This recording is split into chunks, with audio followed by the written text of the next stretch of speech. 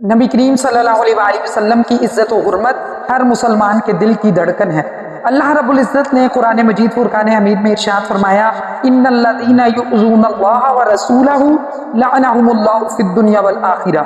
جو لوگ اللہ اور اس کے رسول کو اذیت دیتے ہیں، اللہ کی دنیا اور آخرت میں ان پر لعنت ہو۔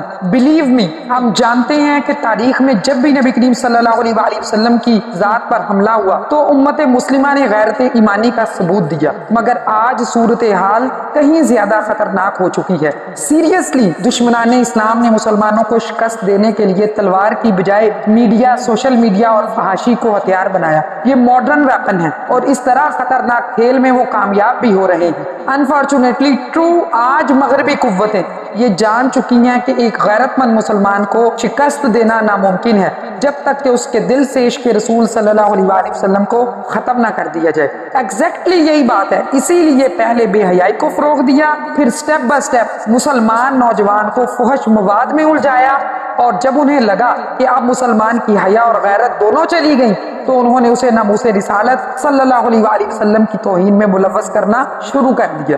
انبلیویبل، یہ کوئی اتفاق نہیں بلکہ ایک گہری سازش ہے۔ دشمن جانتا ہے کہ اگر مسلمان کی نئی نسل کو فحاشی، قرآنی اور سوشل میڈیا کے فتنے میں غرق کر دیا جائے تو وہ عشق رسول اور غیرت ایمانی سے محروم ہو جائے گی۔ That's the plan۔ اس کے بعد جب یہی نسل دین کی بنیادی تعلیمات سے کٹ جائے گی تو بغیر سوچے سمجھے گستاخانہ مواد کو دیکھے گی اور شیئر کرے گی، اور پھر خود بھی اس گناہ عظیم میں ملوث ہو جائے گی۔ May Allah protect us۔ یہی وہ خوفناک حقیقت ہے جس کا ہمیں آج سامنا ہے۔